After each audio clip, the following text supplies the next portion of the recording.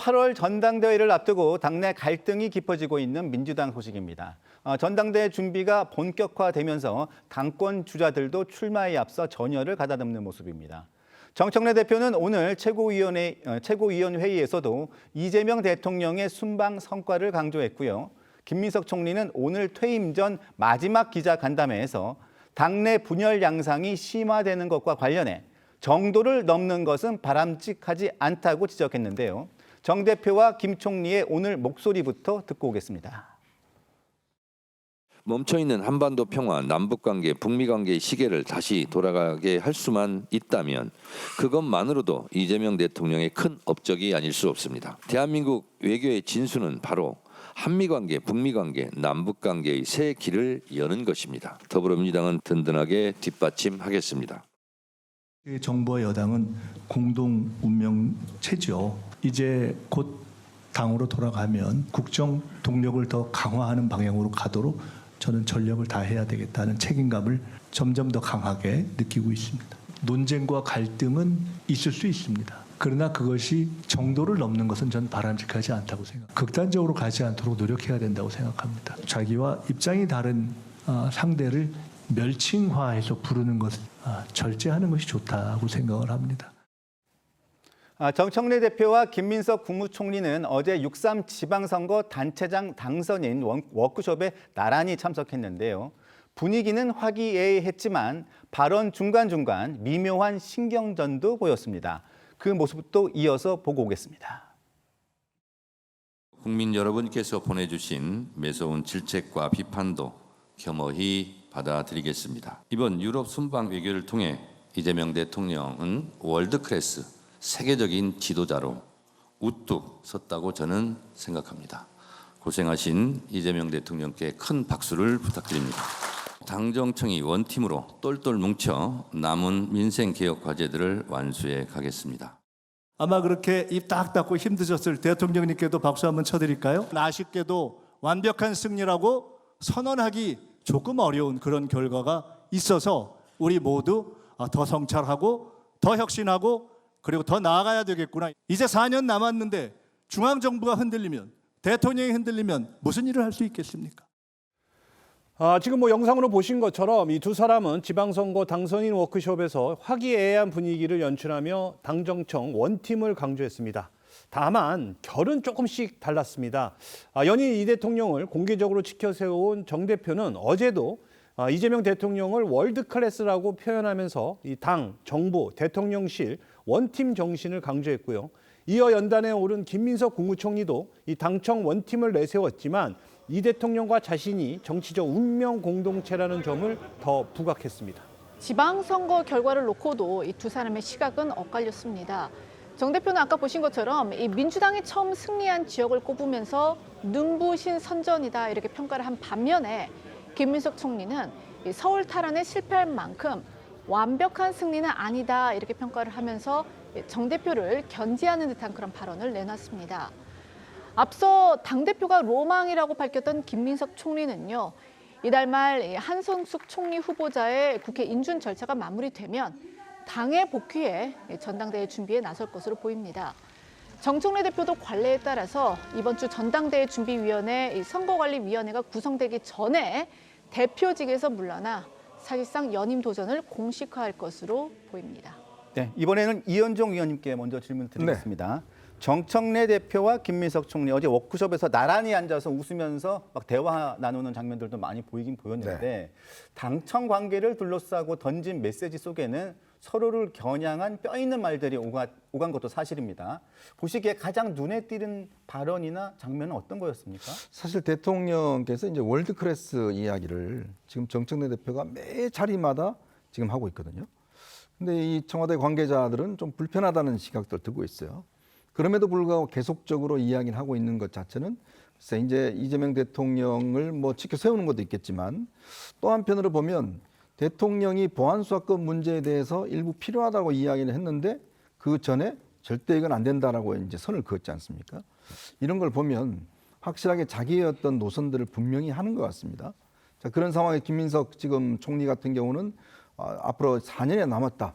지금 당청이 함께 가야 된다라는 부분들을 지금 강조하고 있는데 그만큼 두 사람과의 관계는 사실상 이제 돌아올 수 없는 상황으로 이제 가고 있는 게 아닌가는 생각이 듭니다. 물론 뭐 앞으로 일단 후보 등록한 시간이 남겠지만 만약에 정청래 대표가 이제 연임을 할 경우에는 결국 이재명 대통령과 각을 세울 수밖에 없고 또 지금 상황을 보면 대통령이 굉장히 이례적이라 할 정도로 이 기자회견, 간담회 등등에서 당과의 관계를 굉장히 언급을 많이 하고 있습니다. 그만큼 대통령이 지금 사실상 참전하고 있다 해도 과언이 아닐 정도거든요. 그렇기 때문에 이번 상황 자체를 보면 시간이 지날수록 대통령과 또 현 지금 정청래 대표 간의 갈등이 점점 더 부각되는 게 아닌가라는 좀 우려가 있습니다.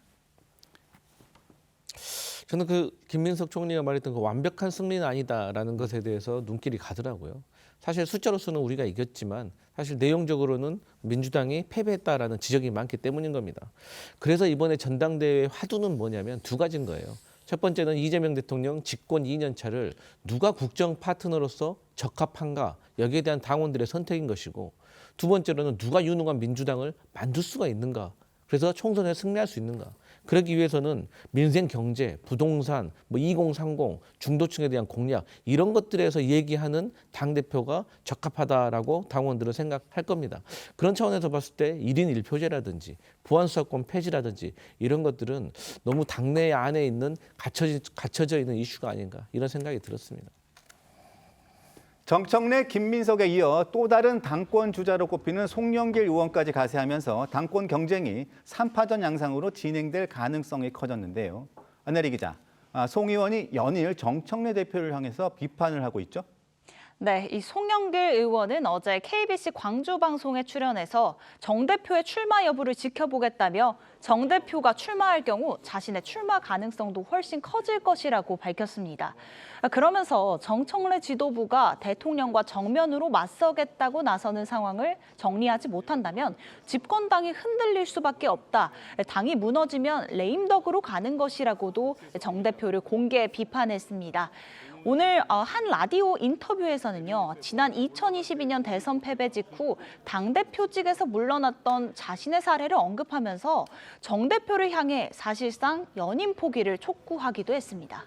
이와 관련해 정청래 대표의 측근으로 꼽히는 민주당 한민수 의원은 오늘 한 라디오 인터뷰에서 우리 당에는 친명만 있는 것이라면서 언론에서 친청, 친석으로 분류하던데 그분들 모두가 친명이라고 강조했습니다.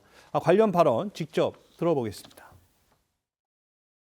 우리 당에서 배출한 대통령님이 이재명 대통령이십니다. 그러면 지금 우리 당에는 친명만 있는 겁니다. 이 안에서 무슨 이런 계파가 나눠진다거나 그렇게 해서 본인의 이익과 영달을 위한다? 저는 그건 어리석은 행동이라고 보고 있고요. 당원들과 지지자들 보실 때 좀 잘못 해석될 수 있는 이런 표현들은 조금 자제하시는 게 맞지 않겠나 이런 생각을 좀 해봅니다.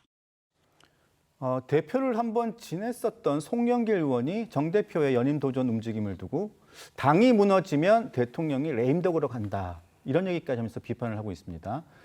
송영길 의원의 전당대회 출마 가능성 얼마나 높게 보시고 만약에 출마를 한다면 박지원 의원이 예상한 대로 김 총리하고 연대를 하게 될까요? 근데 송영길 지금 의원의 출마는 솔직히 명분이 별로 없어요.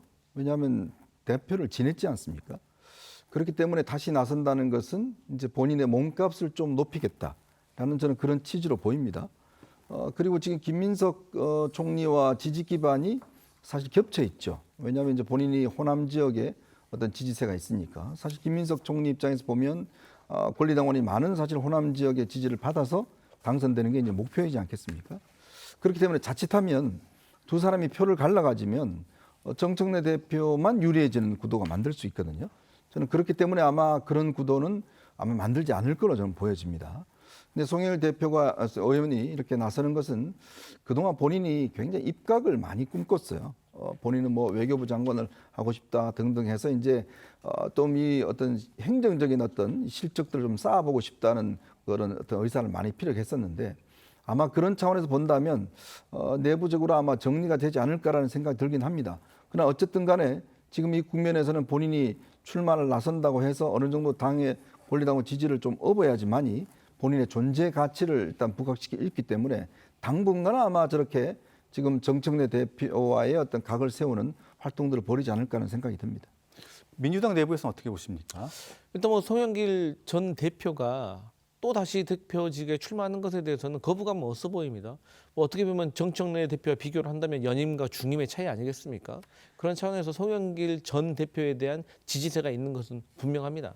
그리고 송영길 전 대표가 일명 뭐 우리 팀 김어준으로 불리는 이런 분들에 대해서 공격도 해주고 또 여기에 대해서 수비도 해주는 자체가 김민석 총리가 상처를 최대한 덜 받으면서 전당대회를 이끌어갈 수 있는 좋은 전략이 될 수도 있는 것이고 결국에 저희 민주당 대표는 결선 투표제가 있는 겁니다. 그렇기 때문에 자연스럽게 표는 한 곳으로 몰리기 때문에 오히려 정청래 대표의 반대편에 서 있는 분들에게는 좀 더 유리한 국면으로 해석할 수 있겠습니다. 민주당 전당대회를 앞두고 여권 내 계파 갈등이 본격화하면서 당내 지지자들 간의 의견 충돌도 점점 세대결로 격화되고 있는 모습입니다. 네, 이 민주당 강성 지지층이 주로 활동하고 있는 딴지일보 게시판에는요.